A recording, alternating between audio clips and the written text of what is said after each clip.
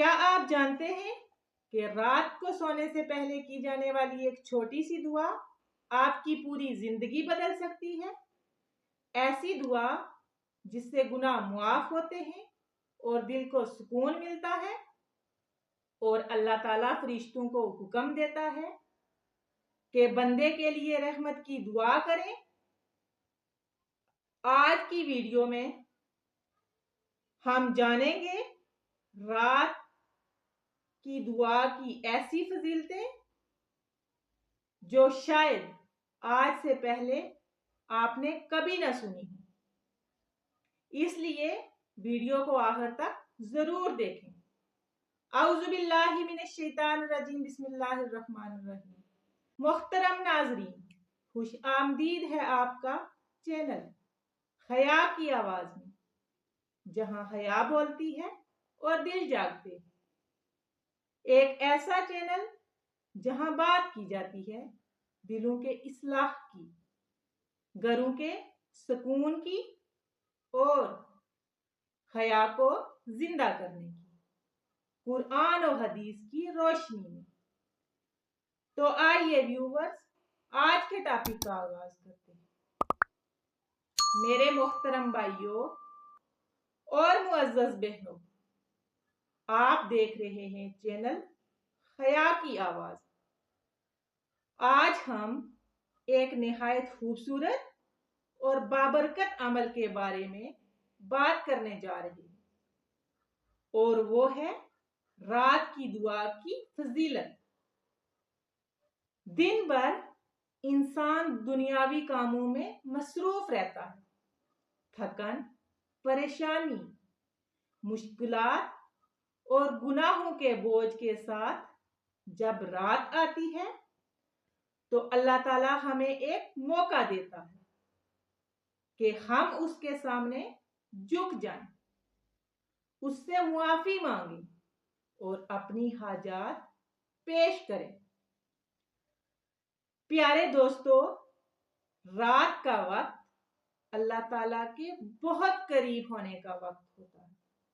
نبی کریم صلی اللہ علیہ وآلہ وسلم نے فرمایا، اللہ تعالیٰ ہر رات آسمان دنیا پر نزول فرماتا ہے اور فرماتا ہے، کون ہے جو مجھ سے دعا کرے تاکہ میں اسے قبول کروں؟ کون ہے جو مجھ سے مانگے تاکہ میں اسے عطا کروں؟ کون ہے جو مجھ سے مغفرت طلب کرے تاکہ میں اسے بخش دوں؟ سوچئے، کائنات کا رب خود اپنے بندوں کو پکار رہا ہوتا ہے، لیکن افسوس ہم میں سے اکثر لوگ اس وقت سو رہے ہوتے ہیں۔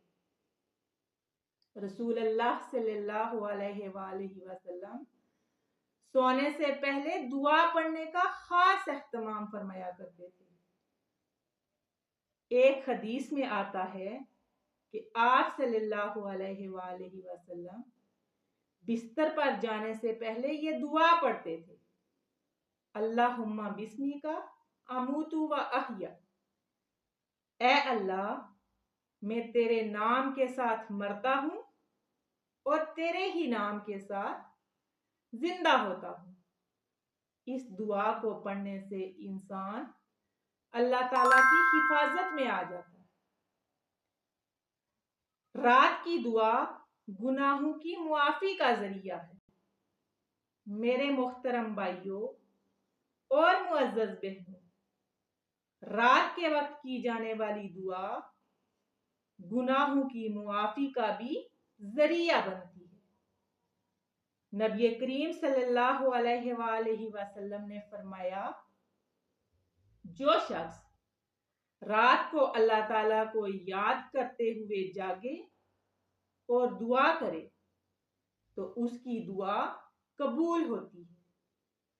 یعنی اگر کوئی انسان رات کو اللہ کا ذکر کرتا ہے اور سچے دل سے دعا کرتا ہے تو اللہ تعالیٰ اس کی دعا کو رد نہیں کرتا۔ اسلام میں رات کے آخری حصے کو خاص اہمیت دی گئی۔ یہ وقت تہجد کا وقت ہوتا ہے۔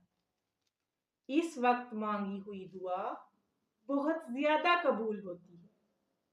بڑے بڑے اولیاء اور صالحین اسی وقت اللہ کے سامنے گڑ گڑاتے تھے۔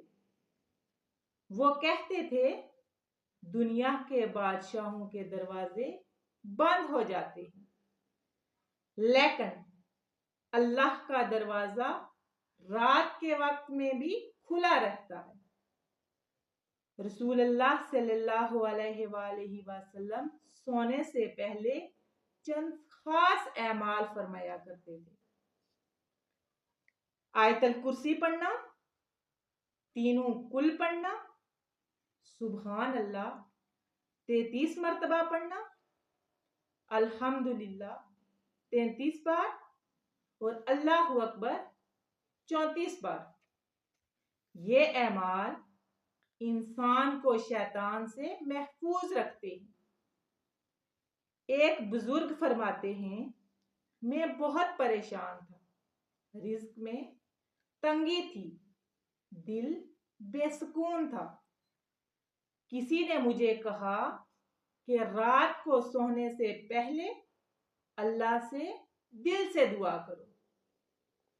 وہ کہتے ہیں میں نے چند دن یہ عمل کیا اور میری زندگی بدل گئی، دل کو سکون ملا اور مشکلات آسان ہو گئیں، کیونکہ اللہ فرماتا ہے ادعونی استجب لکم، مجھ سے دعا کرو میں تمہاری دعا قبول کروں گا۔